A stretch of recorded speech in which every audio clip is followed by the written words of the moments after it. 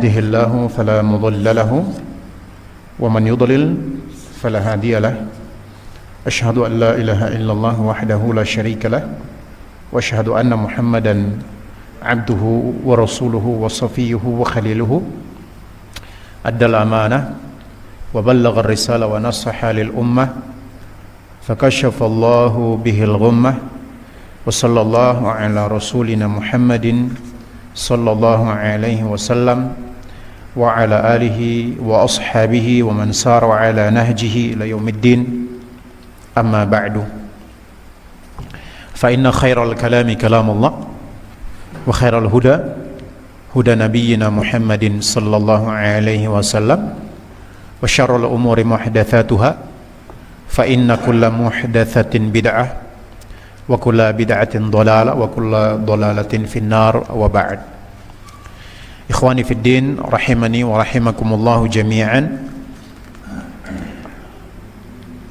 فإن خير الكلام كلام الله وخير الهدى هدى نبينا محمد صلى الله عليه وسلم وشر الأمور محدثاتها فإن كل محدثة بدعة وكل بدعة ضلالة وكل ضلالة في النار أما بعد. Para ikhwah yang dirahmati oleh Allah Subhanahu wa taala, pada malam hari ini insyaallah kita melanjutkan kembali bahasan kita daripada kitab Syarhud Durusil Muhimmah li'amatil ummah, dan kita sampai pada pembahasan tentang syirkul asghar. Ya, kita sampai pada bahasan syirkul asghar dan kita akan menyebutkan dalil-dalil yang melandasi tentang syirkun asghar tersebut. Tapi sebelum itu ada beberapa perkara manhaj yang mungkin ana ingin sampaikan kepada antum terkait dengan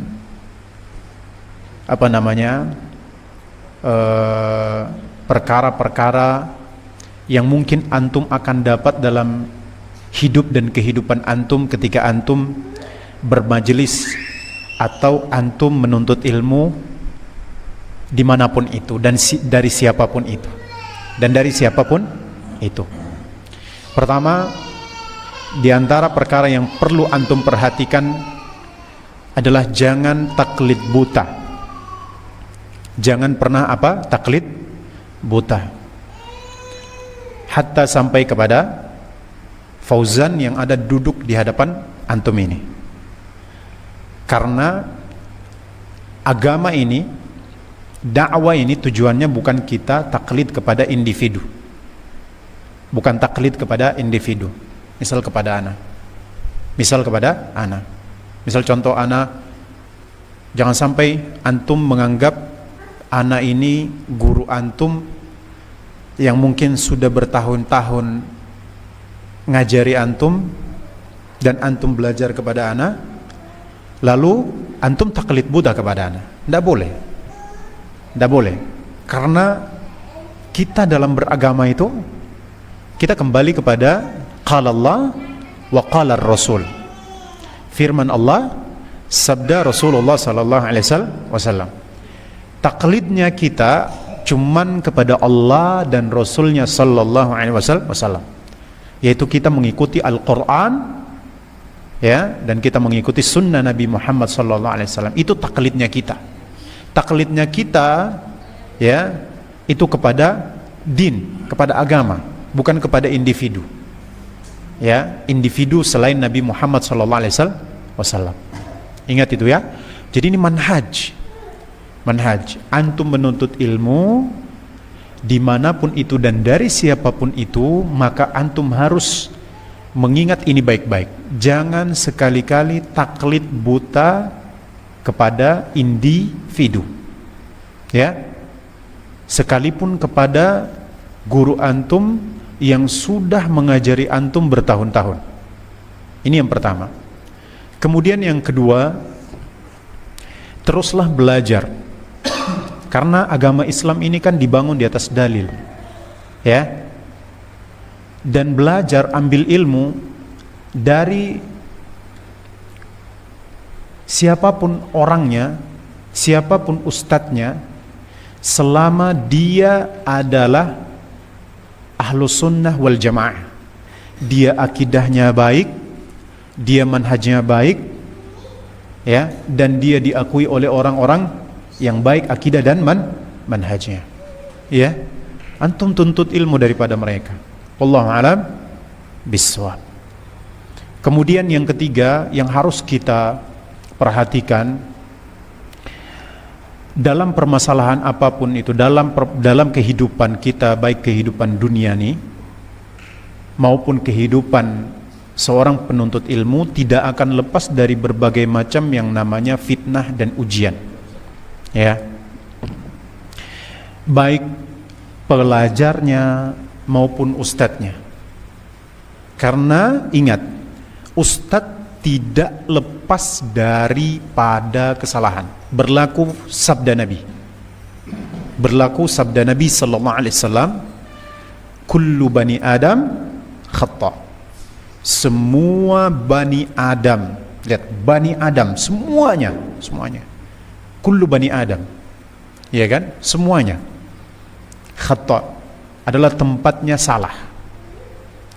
Fauzan yang ada di hadapan antum, ataupun siapapun ustadznya yang pernah duduk di bangku ini ngajari antum, ataupun dimanapun itu, hatta sampai ulama kibar sekalipun, maka tidak akan terlepas daripada khata, kesalahan, ya kan? Tidak akan lepas daripada yang namanya apa? Kesalahan. Maka sebagai seorang mukmin, sebagai seorang penuntut ilmu, maka kita harus berhati-hati. Jangan sampai kemudian kita ikut-ikutan dalam hal yang sifatnya individual. Artinya urusan pribadi antara guru kita dengan orang lain. Faham ya? Baik guru kita dengan ustadz yang lain, ataupun antara individu satu dengan individu yang lain.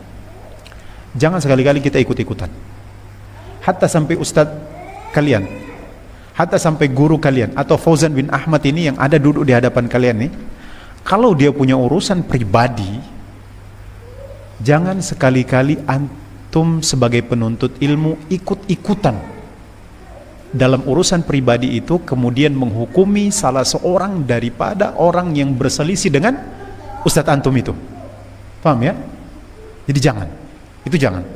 Khawatir nanti antum karena taklid kepada ustadz antum nanti anggap dia maksum, dia tidak salah, padahal dia salah.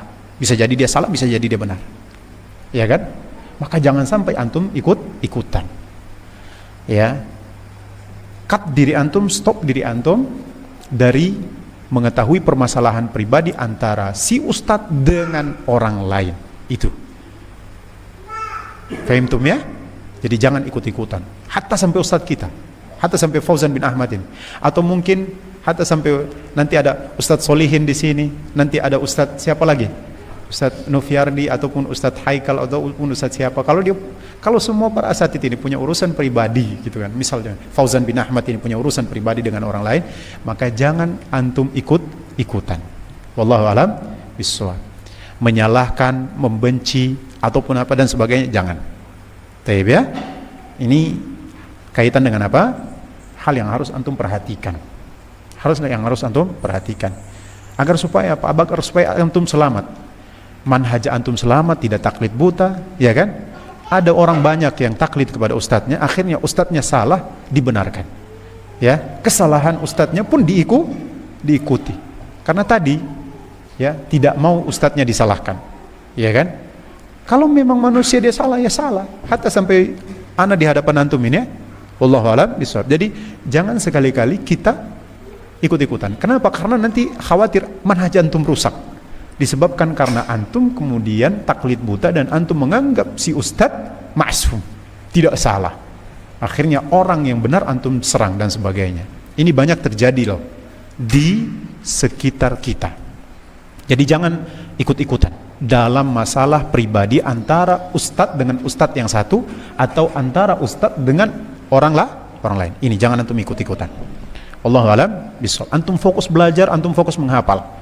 Ya, antum fokus belajar, antum fokus menghafal, antum fokus murojaah, antum fokus mengamalkan ilmu. Seorang penuntut ilmu seperti itu. Antum kalau seperti ini, antum insya Allah akan berhasil jadi seorang penuntut ilmu. Wallahu a'lam bishawab. Tapi kalau antum kemudian ikut-ikutan, akhirnya antum nanti tidak mau belajar kepada ustadz yang lain, gitu kan? Akhirnya antum tidak bisa mengupgrade ilmu antum. Antum tidak bisa menambah ilmu antum. Disebabkan antum taklid tadi kepada apa? Kepada individu tadi, kepada ustadz antum, guru antum dan sebagainya. Makanya Ustadz, lihat Ustadz Yazid hafizahullah ta'ala, beliau selalu menasihatkan itu, jauhi orang yang kemudian itu apa, untuk ya misal contoh seperti orang yang selalu membawa masalah pribadi dalam itu. Kenapa? Karena pada akhirnya nanti antum tak dapat ilmu, malah antum hati antum semakin keras dan antum akan menjauhi ilmu. Wallahu alam bisa. Contoh seperti Ustadz Yazid menasihatkan, jauhi orang-orang yang suka tahdzir, ya kan? Orang yang suka tahdzir. Kenapa? Karena pada akhirnya nanti antum sibuk dengan tahdzir, lalu antum tidak mengupgrade ilmu. Ya. Pada akhirnya apa? Yang mereka tahu cuma tahdzir dan mereka tidak tahu tentang bab fikih, bagaimana takbir yang benar, bagaimana sujud yang benar, bagaimana fikih yang muamalah yang benar bagaimana. Akhirnya apa? Jatuh ke dalam kejahilan dan kebodohan. Ya, rusak manhaj, rusak hati, rusak pemahaman kaitan dengan ilmu. Wallahu alam bisa, makin bodoh. Jadi seperti itu. Kemudian ya, ini keluar daripada pembahasan terkait dengan manhaj. Ana bilang jangan membenci siapapun yang memusuhi atau membenci guru antum. Jangan antum membenci atau antum memusuhi orang yang membenci guru antum, kecuali orang yang membenci Allah dan Rasulnya sallallahu alaihi wasallam, membenci agama Islam. Karena wala dan bara itu bukan dibangun di atas individu, tapi wala dan bara itu dibangun di atas Allah dan Rasulnya sallallahu alaihi wasallam, di atas dalil, di atas agama.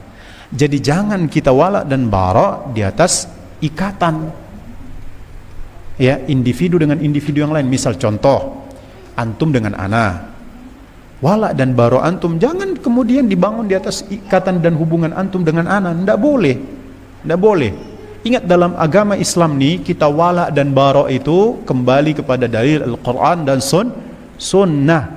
Makanya jangan antum membenci orang yang membenci ana, atau membenci guru antum, atau membenci ustadz yang antum sukai.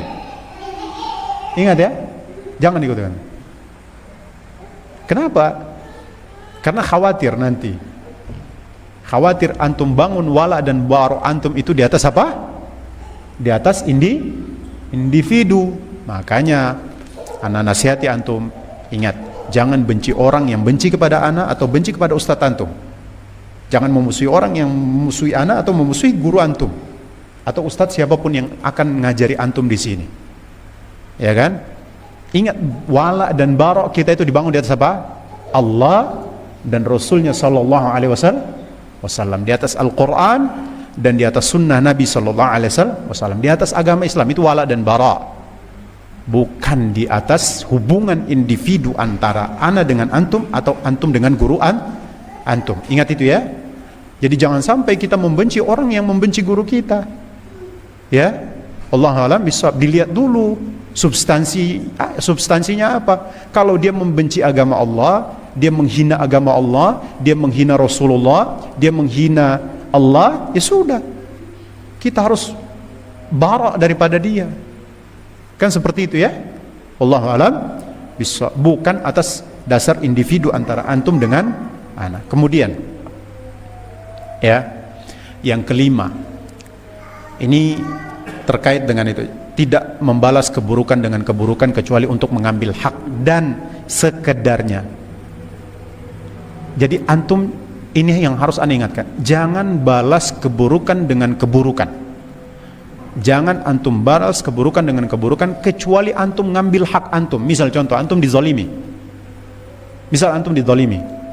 Bagaimana cara untuk misal antum dizalimi. Kalau antum dizalimi, silahkan ambil hak antum itu.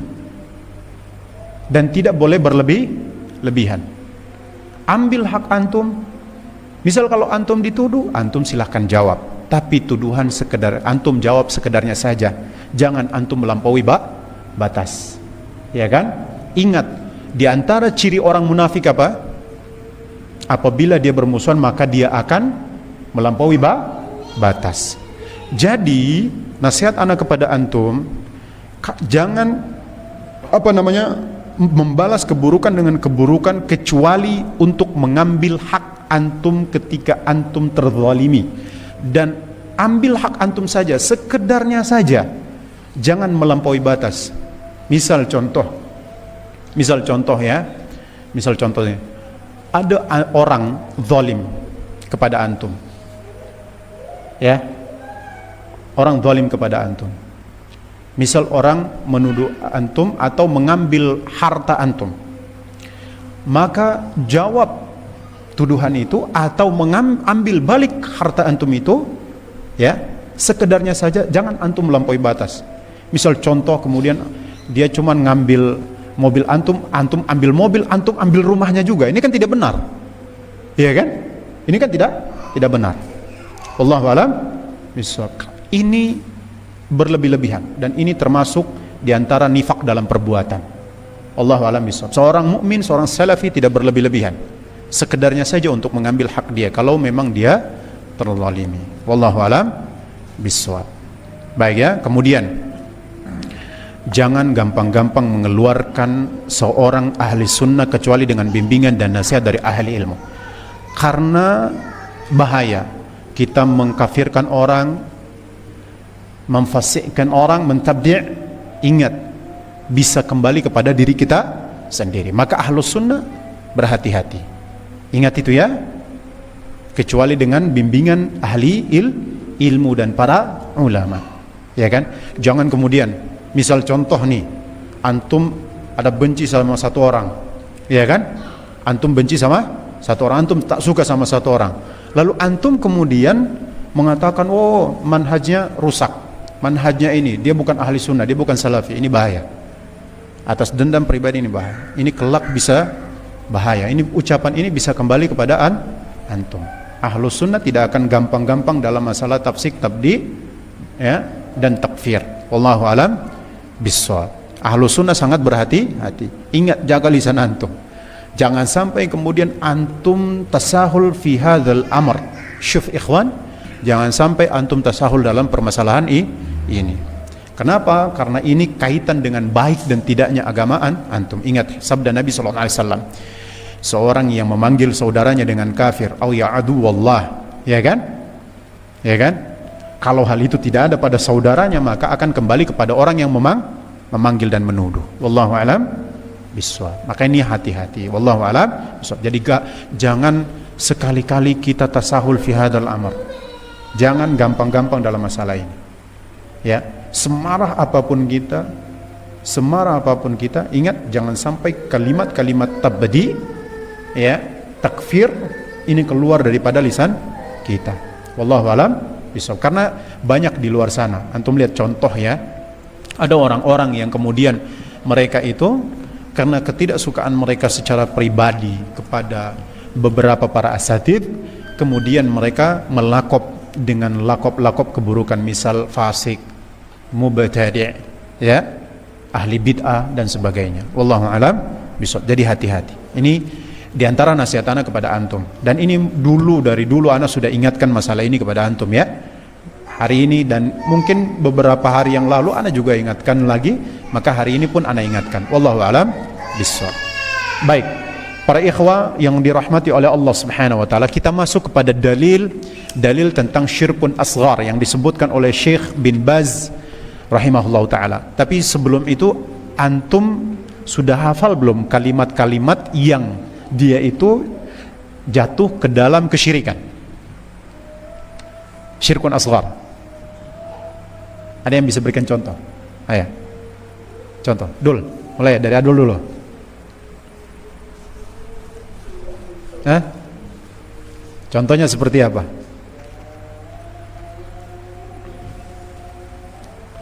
Hah? Gimana? Suaranya dibesarkan? Oh. Contoh-contoh dari apa? Syirkun asghar. Dari sisi ucapan. Dari sisi ucapan.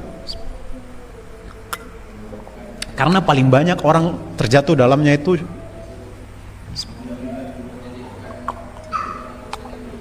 ya.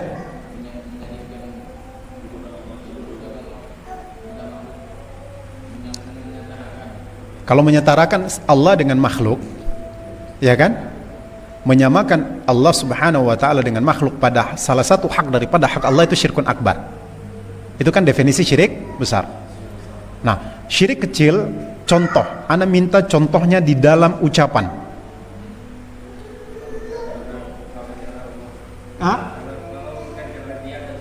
Siap, betul. Kalau bukan karena dia dan karena Allah, atau kalau bukan karena Allah dan karena dia, ya kan? Maka ini contoh yang diberikan oleh Syekh Abdul Razak bin Abdul Muhsin Al-Badar. Ya, apa lagi?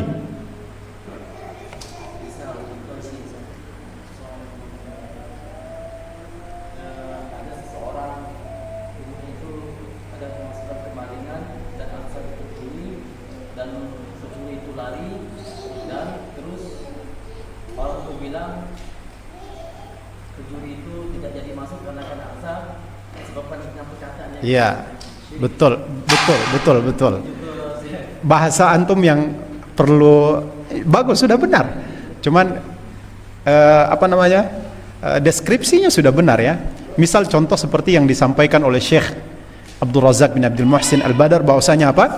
Kalau bukan karena anjing ini, maka niscaya akan datang perampok ke rumah kami. Atau kalau bukan karena angsa ini, maka niscaya perampok akan datang ke rumah kami. Menyandarkan keselamatan mereka dan harta mereka serta rumah mereka kepada sebab, bukan kepada Allah. Ya, kapan ucapan seperti ini masuk ke dalam syirkun akbar? Jika seseorang meyakini bahwasanya apa yang dia selain Allah itu memiliki masyiah, kehendak yang sama dengan Allah Subhanahu wa ta'ala. Misal contoh, ini karena Allah dan karena kamu, atau ini ya kehendak Allah dan kehendak kamu. Jika orang meyakini masyiahnya makhluk itu sama dengan Allah, maka ini sudah masuk ke dalam syirkun akbar. Allahu a'lam bishawab. Di antara syirik kecil, contoh yang diberikan oleh Syekh Abdul Razak bin Abdul Muhsin Al-Badar, syirik kecil menjadi syirik besar, biasanya terjadi pada sebagian kelompok-kelompok munharifah, kelompok-kelompok yang menyimpang seperti orang-orang tasawuf. Nah, contohnya seperti apa? Deskripsikan kasusnya. Ayo, silakan ya. Enggak apa? Bisa? Nan. Berdoa dengan wali. Dia kalau berdoa dengan wali,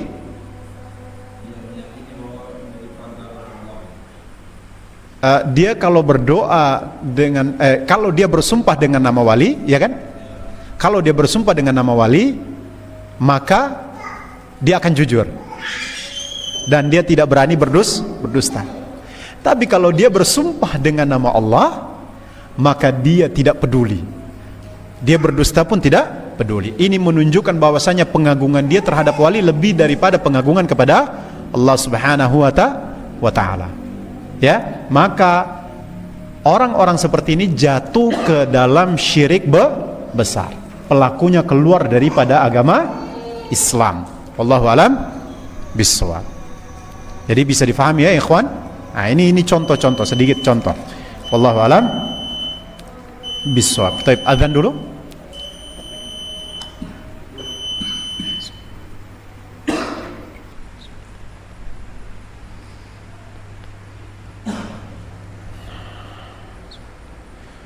Baik, para ikhwah yang dirahmati oleh Allah tabaraka wa taala.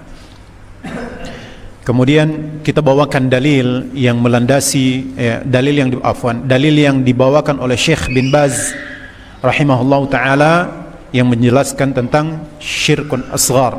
Salah satunya terkait dengan sumpah ataupun yang lainnya. Nabi sallallahu alaihi wasallam bersabda, qala rahimahullah, bahwasanya berkata Syekh bin Baz rahimahullah taala berkata, liqaulin nabiyyi sallallahu alaihi wasallam akhwafu ma akhafu alaikum asyirkul asghar. Bahwasanya berdasarkan hadis Nabi sallallahu alaihi wasallam atau sabda Nabi sallallahu alaihi wasallam, akhwafu ma akhafu alaikum, sesuatu yang paling aku takutkan atas kalian, asyirkul asghar adalah syirik kecil. Fasu'ila anhu, maka ditanyakan kepada Nabi sallallahu alaihi wasallam, yaitu faqala ar-riya'u, yaitu riya. Rawahul Imam Ahmad wa Tabrani wal Baihaqi an Mahmud bin Labid al-Ansari radhiyallahu anhu. Jadi dari sahabat Mahmud bin Labid al-Ansari radhiyallahu anhu, Syekh bin Baz mengatakan bi isnadin jayyidin. Jadi sanad hadis ini jayyid ya. Allahu a'lam bis-shawab. Jadi di sini dijelaskan oleh Syekh Abdul Razzaq bin Abdul Muhsin Al-Badr, yaitu akhrajahu Ahmad wal Baihaqi fi Syu'abil Iman. Dikeluarkan oleh Imam Ahmad di dalam musnadnya tentunya. Kemudian Al-Baihaqi di dalam Syu'abil Iman, Syu'abil Iman. Wallahu a'lam bis-shawab. Ini pentingnya ilmu agar supaya kita bisa menjaga diri kita dari segala perbuatan yang menjerumuskan kita ke dalam dosa. Wallahu a'lam bis-shawab. Kemudian yang dimaksud oleh Nabi sallallahu alaihi wasallam di sini adalah yasirur riya. Riya yang dia hanya sebatas ucapan dan perbuatan, bukan masuk dalam ranah keyakinan. Kalau khalisur riya atau riyaul khalis, ar-riyaul khalis adalah riya yang dia itu masuk sampai ke dalam ranah keyakinan. Contoh yang diberikan oleh Syekh apa? Contohnya orang apa? Munafik. Orang-orang munafik. Sebagaimana Allah berfirman apa? Wa idza laqul ladzina amanu qalu amanna wa idza khalau ila syayatinihim qalu inna ma'akum innama nahnu mustahzi'un. Apabila mereka bertemu dengan orang-orang yang beriman, maka mereka akan berkata, kami beriman bersama kalian. Dan apabila mereka itu berkumpul dengan syaitan-syaitan mereka, maksud syaitan-syaitan mereka di sini airu asa, yaitu pemimpin-pemimpin mereka di dalam kekafiran dan kefasikan atau kebid'ahan ataupun kenifakan, maka mereka akan berkata kami bersama kalian. Begitu juga dalilnya apa? Dalilnya itu adalah firman Allah, yaitu mereka berdiri salat yuraunan nas, mereka tujuannya untuk dilihat oleh orang. Jadi cuman sebatas hilah, strategi dia untuk menghindari menghindari keburukan yang dia sangkakan akan datang dari kaum muslimin atau kaum mukminin kepada mereka, kata para ulama. Jadi mereka kenapa melakukan hal itu? Misal mereka sholat kalau dengan orang-orang Islam, mereka memperbagus sholat mereka. Tujuan mereka itu cuman untuk dianggap sebagai orang yang beriman. Padahal sebenarnya mereka kafir. Dalam keyakinan mereka kafir. Mereka sholat itu bukan karena Allah. Dari awal sampai akhir tujuannya untuk menyembunyikan kekafiran dia, sekaligus tujuan dia untuk menyelamatkan harta duniawi dia ataupun usahanya dia. Itu saja. Jadi bukan karena Allah Subhanahu wa taala. Maka ini riya yang dia itu sudah masuk dalam riyaul khalis, ar-riyaul khalis atau khalisur riya. Riya yang dia murni riya. Wallahu a'lam bishawab. Sebagaimana orang-orang munafik, mereka berjihad, tujuan mereka berjihad bukan karena keimanan, bukan karena Allah, tapi ingin menyembunyikan kekafiran mereka. Menyembunyikan kekafiran mereka. Wallahu a'lam bishawab. Mereka salat, mereka perbagus salat mereka, tujuannya untuk dilihat oleh orang dan ingin dilihat oleh orang-orang beriman dan dianggap bagian daripada orang beriman. Dianggap bagian daripada orang beriman. Padahal di dalam hati mereka menyembunyikan kekafiran dan kekafiran dan pengingkaran mereka kepada Allah dan Rasulnya sallallahu alaihi wasallam. Maka ini ar-riya'ul khalis atau khalisur riya. Syekh mengatakan di sini apa? Amma khalisur riya'i, adapun ya riya yang dia murni riya atau riya yang dia itu berat, ya faminasyirkil akbar, maka dia termasuk syirik besar yang mengeluarkan seseorang daripada agama. Wallahu alam bissawab. Jadi tentu bisa sedikit bisa paham sini ya, insyaallah ya. Ana pelan-pelan ini materi yang sangat penting soalnya. Jadi makanya ana lebih memperlambat bahasa ana. Wallahu alam bissawab. Bisa ya insyaallah ya. Harus dihafal ini, harus dihafal. Jadi masalah akidah ini harus dihafal bit tafsil dengan perinciannya. Wallahu alam bissawab. Ya.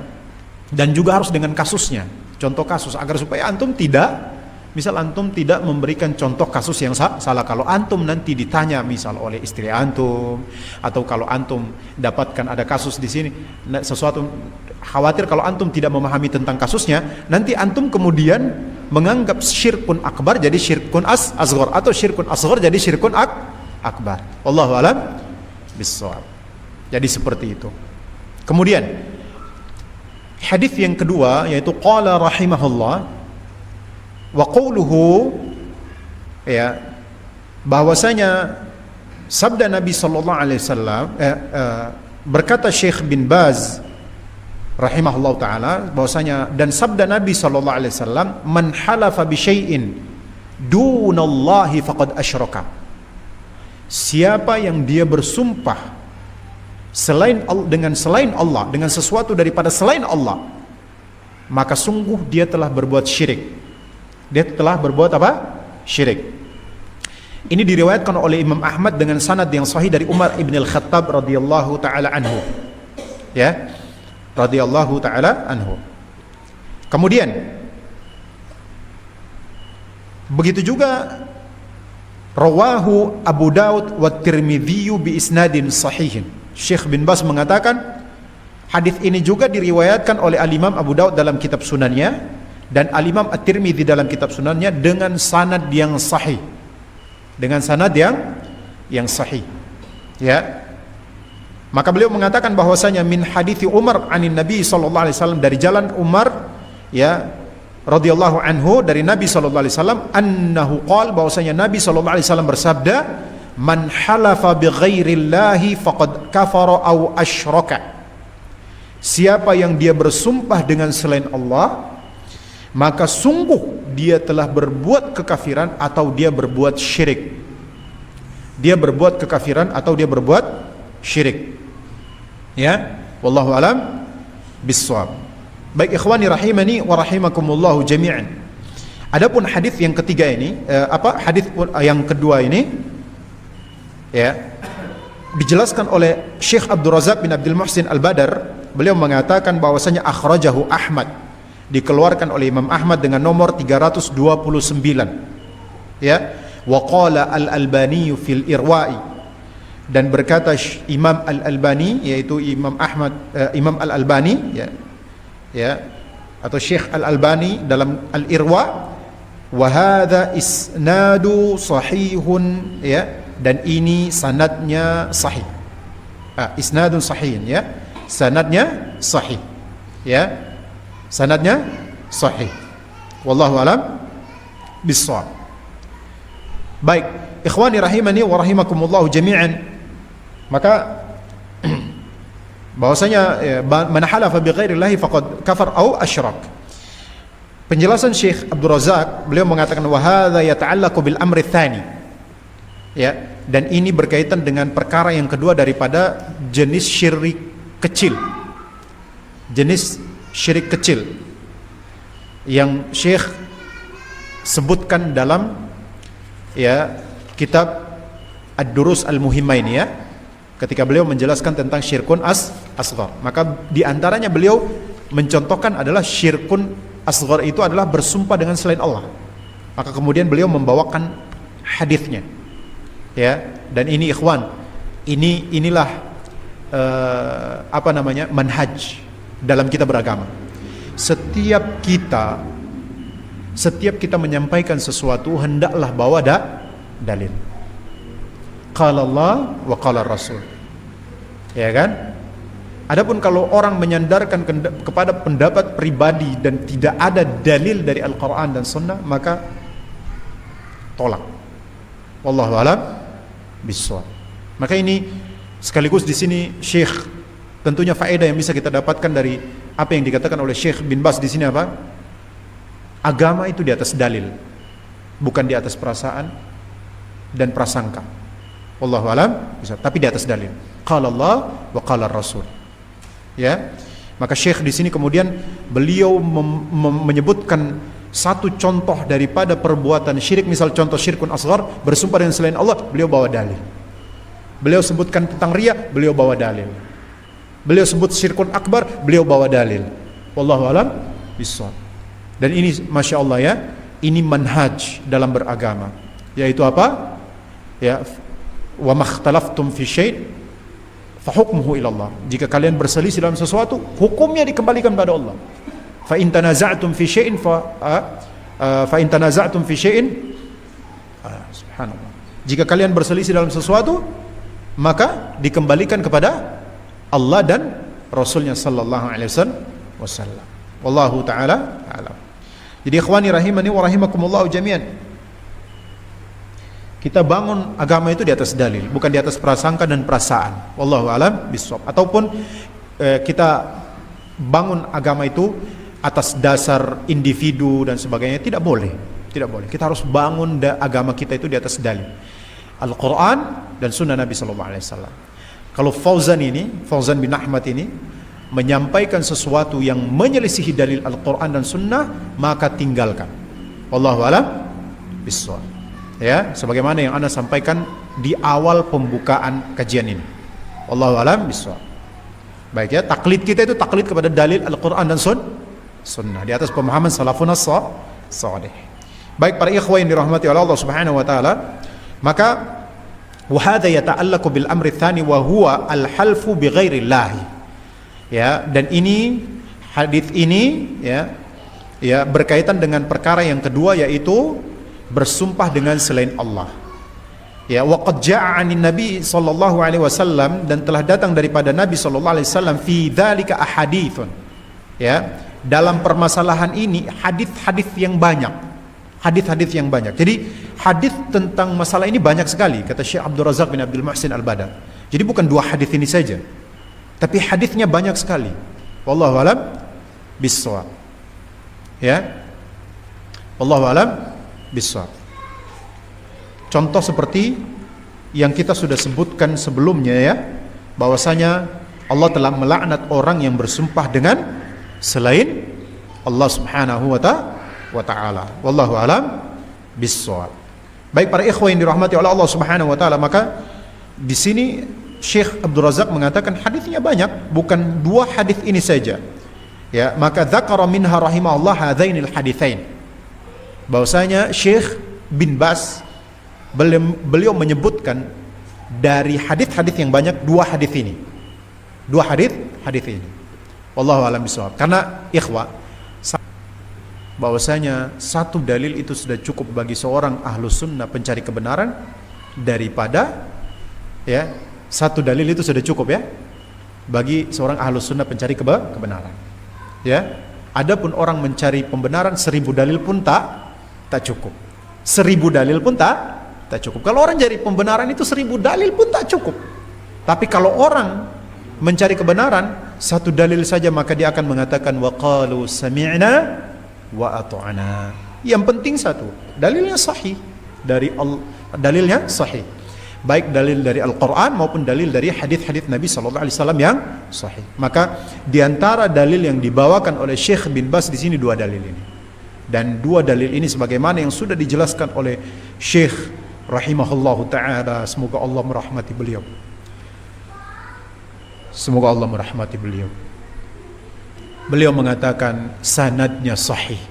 Sanadnya sahih. Wallahu alam bissawab. Ya. Baik para ikhwan yang dirahmati oleh Allah Subhanahu wa taala.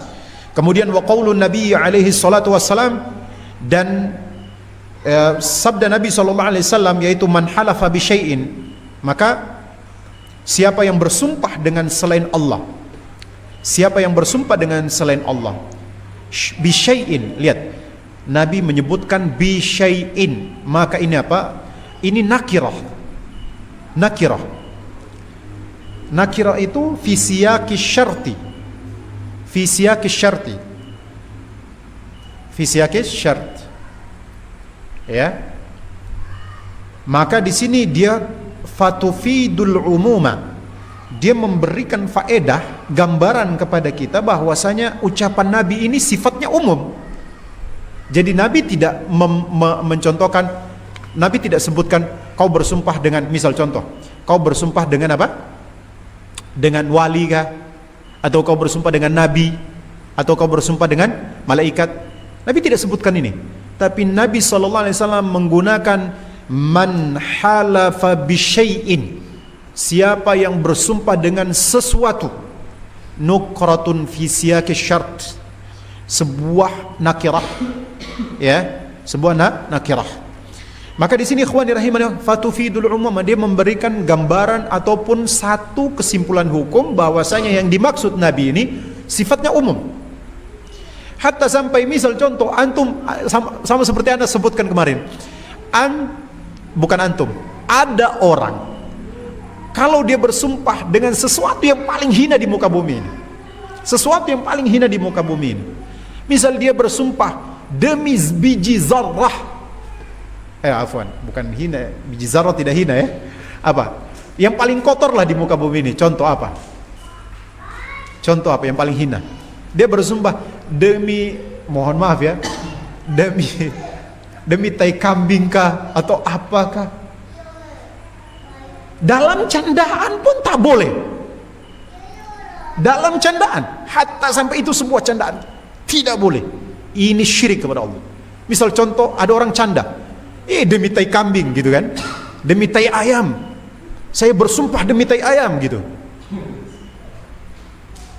Ya, hadza syirk. Ini syirk. Meskipun dalam sebuah candaan, hadza la yajuz, tidak boleh.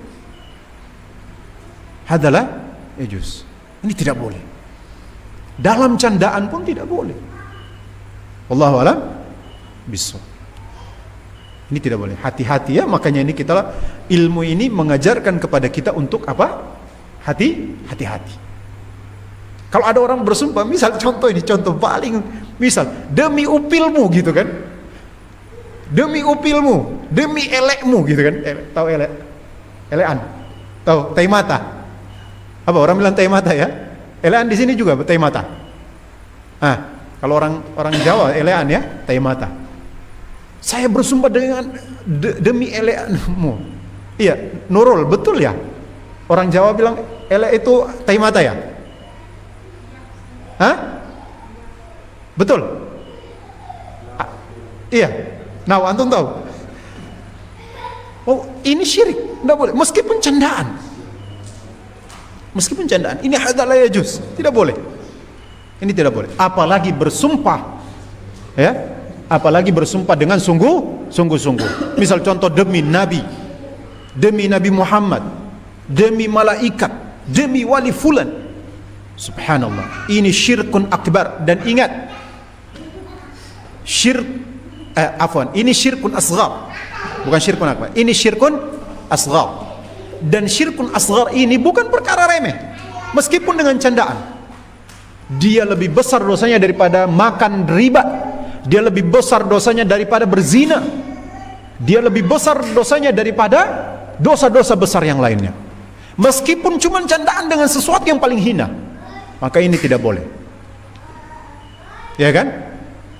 Demi tai ayam, saya bersumpah demi tai ayam, gitu kan? Hadza la yajuz, tidak boleh.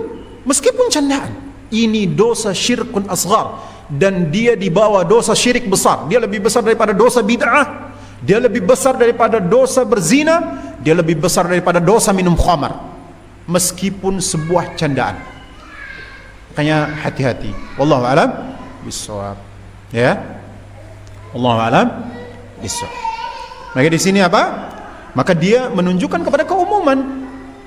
Hatta sampai perkara yang paling kita anggap perkara itu dia kotor, hina dan sebagainya, maka tidak boleh. Karena Nabi menggunakan bisyai'in dengan sesuatu. Nakirah ini. Ya. Wallahu alam bissawab. Kata Syekh Abdul Razak, maka fayadkhulu tahta qawluhu syai'in. Maka masuk di dalam, ya, di apa? Maksud daripada syai'in di sini apa? Malaikat, nabi, Ka'bah, wali, ataupun selain daripada itu, dari hatta sampai perkara yang hina tadi. Orang bersumpah dengan selain Allah, dia jatuh ke dalam syirik asghar. Dan syirik asghar di bawah syirik besar. Kita sudah bacakan tafsir daripada Ibnu Abbas.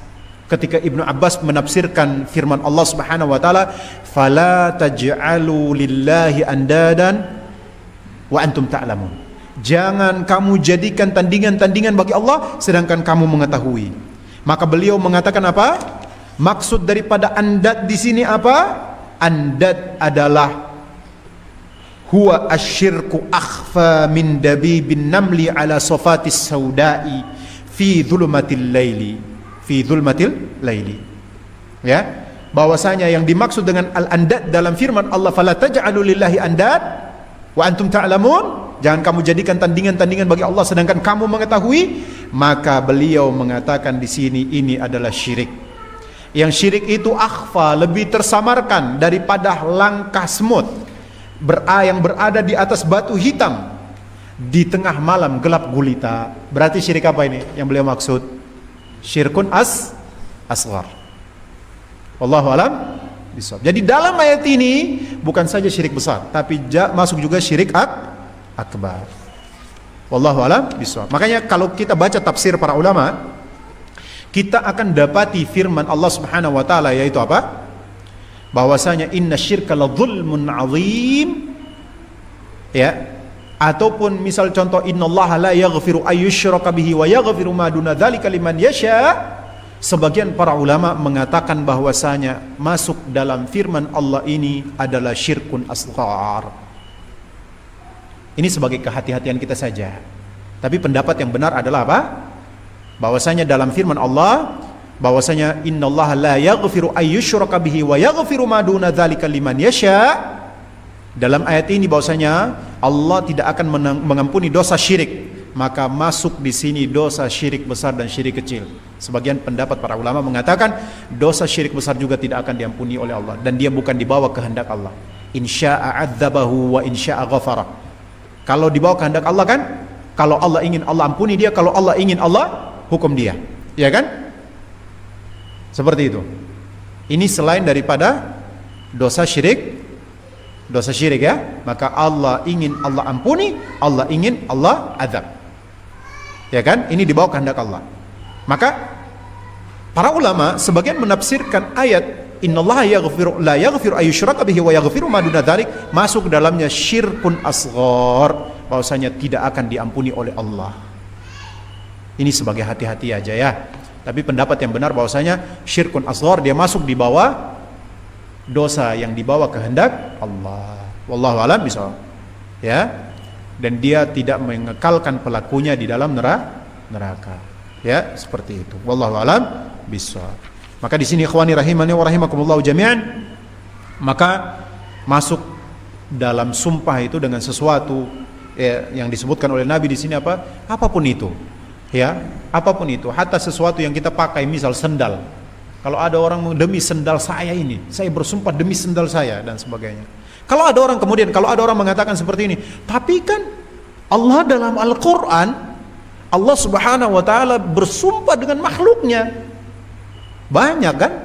Wal 'asr, wal fajr, wal lail, was sama'. Ya kan? Wasyamsi wadduha. Ya kan? Wasyams wadduha. Apa lagi? Masih banyak.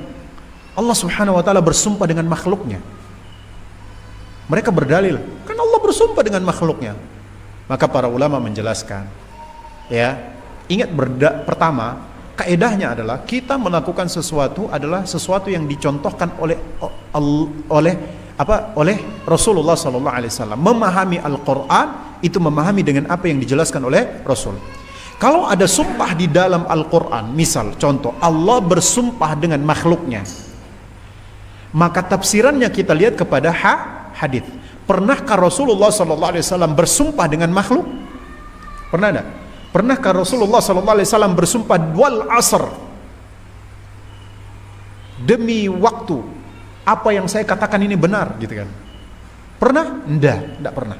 Malahan Rasulullah sallallahu alaihi wasallam sabdakan dalam riwayat yang banyak sebagaimana yang sudah disebutkan oleh Syekh Abdul Razak. Dan kemudian salah satu di antara hadis itu yang dibawakan oleh Syekh bin Baz ini, yaitu apa?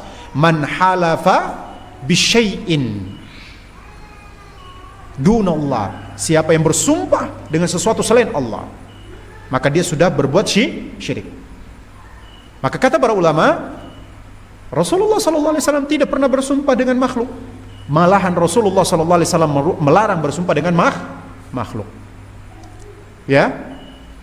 Kemudian untuk memahami ayat ini maksudnya apa? Kata para ulama, ketahuilah, ketika Allah Subhanahu wa taala bersumpah dengan sesuatu, Allah tidak akan ditanya dengan perbuatan Allah. Yang kedua, kalau Allah Subhanahu wa taala bersumpah dengan sesuatu, Allah ingin menunjukkan keagungan daripada makhluk tersebut. Tujuannya apa? Tujuannya Allah ingin menunjukkan keagungan Allah. Kenapa? Karena keagungan makhluk itu menunjukkan kepada keagungan Sang Pencipta. Seperti itu. Misal, contoh, handphone ini ketika orang buat handphone, dulu orang tidak ada handphone. Ya, dulu tidak ada handphone. Handphone mulai dari Nokia dan sebagainya sampai handphone yang paling tercanggih, paling canggih, ya kan? Ada yang cuman kita bisa pakai suara saja, tidak pakai itu lagi, pakai suara, gitu kan? Dia langsung sudah handphone paling canggih ya. Wallahu a'lam bishawab. Ana tanya, ketika kita melihat sesuatu yang paling canggih seperti ini, maka kita akan takjub apa enggak? Takjub. Kita akan takjub kepada siapa? Ketika kita takjub kepada handphone itu, pasti kita takjub dengan orang yang menciptakannya apa enggak? Kita akan katakan, luar biasa orang yang buat handphone ini, cerdas dia. Wallahu a'lam bishawab. Ini baru handphone. Bagaimana dengan Allah Subhanahu wa taala yang menciptakan alam semesta yang luar biasa? Allah menciptakan makhluk yang menciptakan handphone ini. Maka sudah pasti makhluk itu menunjukkan kepada keagungan apa? Sang Pencipta. Makanya di dalam Al-Qur'an kita disuruh untuk apa? Kita disuruh untuk apa? Melihat ayat-ayat Allah. Di antara bentuk ayat Allah adalah ayatul kauniyah. Selain ayatul qauliyah, maka ada ayatul kauniyah. Allah suruh kita lihat bagaimana penciptaan alam semesta. Inna fi khalqis samawati wal ard wa ikhtilafil laili wan nahar. Allah tutup ayat ini dalam surat Al-Baqarah juz yang kedua apa? La ayat, ada ayat-ayat tanda-tanda kebesaran Allah Subhanahu wa taala.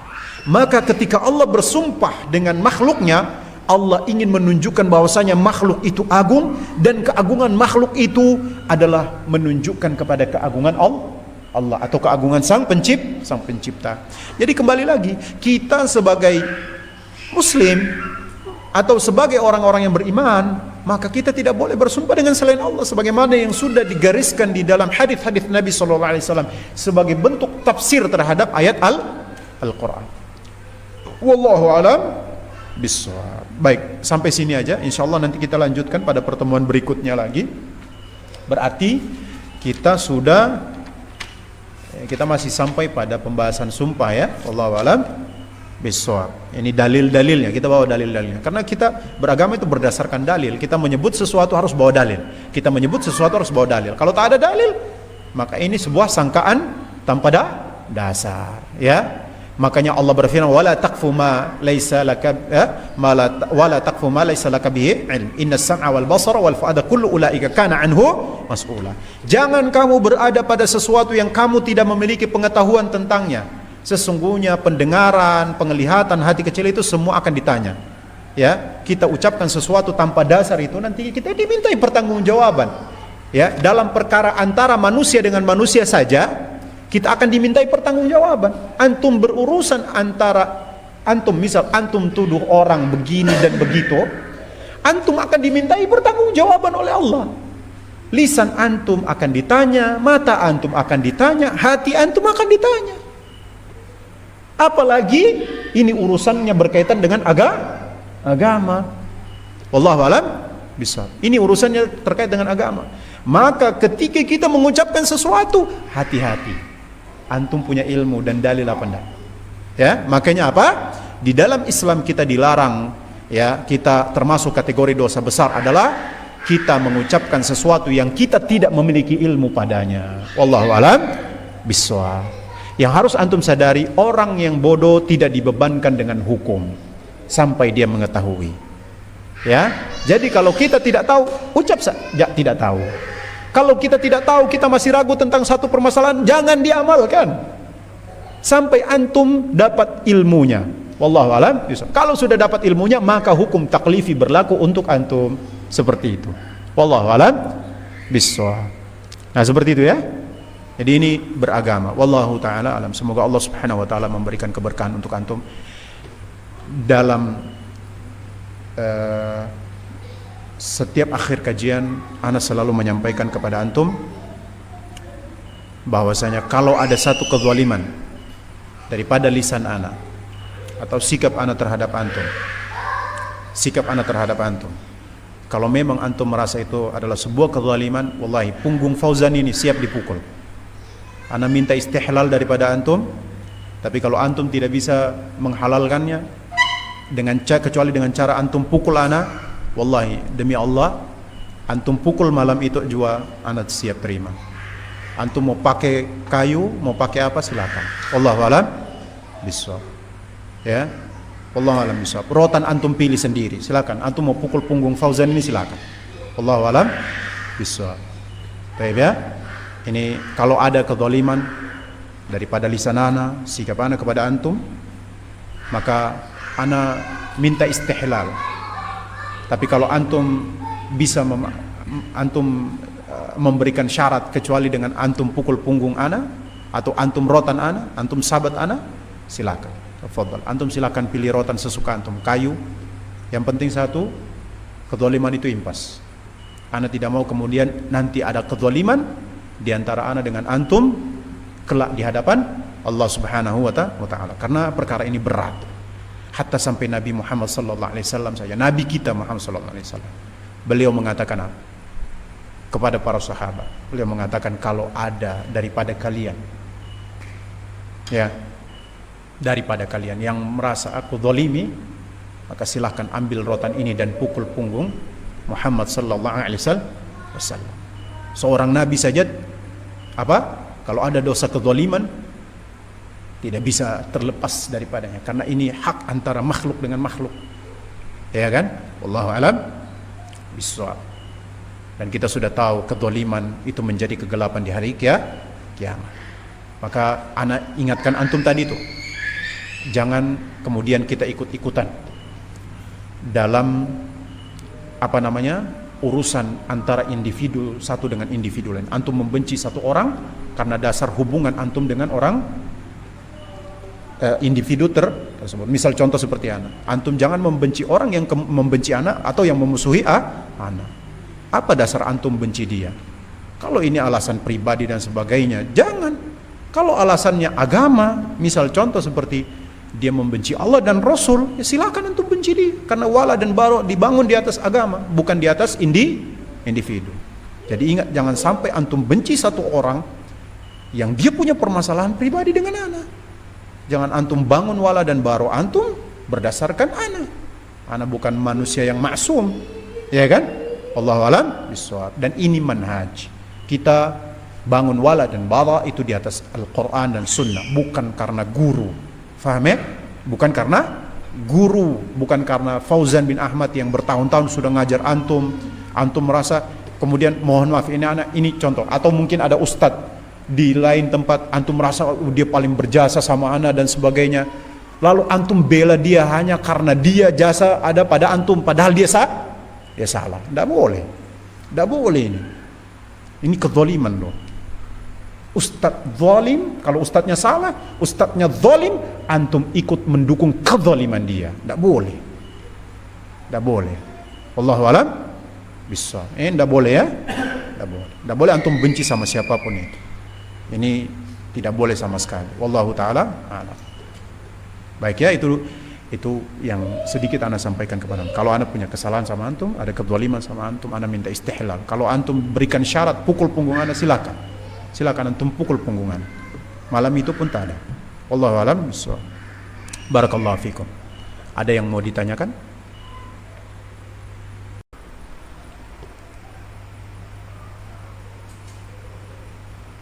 Betul.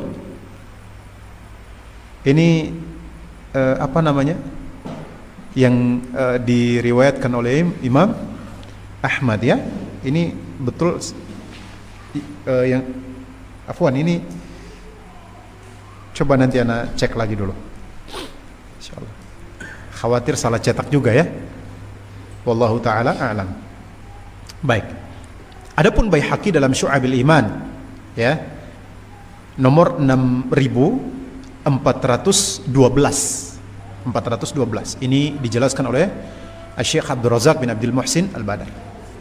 Wallahu alam bissawab. Baik. Ikhwani rahimani wa rahimakumullah, sanad hadis ini jayyid. Ya, dan diriwayatkan oleh Al-Imam At-Tabrani juga dengan sanad yang jayyid juga dari Mahmud ibn Labib ya, dari Rafi' bin Khudaij dari Nabi sallallahu alaihi wasallam. Masyaallah. Syekh bin Baz ini terkenal sebagai ahli hadis. Sebagai ahli hadis ya. Wallahu alam bissawab. Ingat, butanya mata beliau tidak lantas membutakan hati. Wallahu alam bissawab ya. Yang ini para ulama ini luar biasa.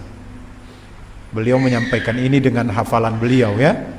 Wallahu alam bissawab. Kita baca buku aja, kita bukan dengan hafalan, baca bukunya aja masih salah-salah gitu. Para ulama bin Baz, Al-Imam Ibnu Baz rahimahullahu taala ya, beliau tidak lihat ke buku. Ini luar biasanya hafalan Syekh bin Baz ya. Wallahu alam bissawab. Baik. Maka kata Syekh Abdul Razak bin Abdul Muhsin Al-Badar, hadzal dalilul awwal. Ini dalil yang pertama, yata'allaqu birriya'i fi ba'dil amali, yang berkaitan dengan riya pada sebagian amalan. Pada sebagian amal. Fal muradu biqaulihi, adapun maksud ya, dengan maksud daripada ucapan atau sabda Nabi sallallahu alaihi wasallam ar-riya, ketika Nabi sallallahu alaihi wasallam ditanya oleh para sahabat tentang syirkun asghar, maka Nabi kemudian menyebutkan riya. Riya di sini disebutkan oleh Syekh Abdul Razak, yaitu yasirur riya'i, riya yang ringan. Karena riya itu ada dua. Riya itu ada dua. Ada yasirur riya, ada ar-riyaul khalis atau ar-riyaul khalis. Ya, atau khalisur riya. Ada riya yang dia itu ringan. Kalau riya yang dia ringan, dia itu masuk cuman di ranah perbuatan atau ucapan, itu ringan. Yasirur riya disebut dengan yasirur riya. Hanya sebatas apa? Ranah perbuatan atau ucapan. Misal ada orang sholat. Ketika dia sedang sholat, tahu-tahu misal atasan dia datang, ya kan? Tadi awalnya sholatnya mungkin sholatnya agak buru-buru, tahu-tahu lalu dia rubah gaya sholatnya dia, tumaknina dan sebagainya. Ternyata tujuan dia untuk mendapatkan sanjungan dan pujian daripada atasannya dia. Maka ini kata para ulama, ini namanya riya yang dimaksud oleh Nabi SAW dalam hadis ini, yaitu yasirur riya, riya yang ringan, yang dia cuman sebatas perbuatan dan ucapan. Ya, misal orang memperbagus ucapannya agar supaya mendapatkan ucapannya dalam baca Quran, misal baca Quran gitu ya, dia baca Quran, dia perbagus bacaannya gitu ya, tujuannya agar supaya orang bilang dia suaranya bagus, ya kan, bacaannya bagus. Nah ini namanya yasirur riya. Dia masuk cuman ranah ucapan dan perbuatan. Wallahu alam bishawab.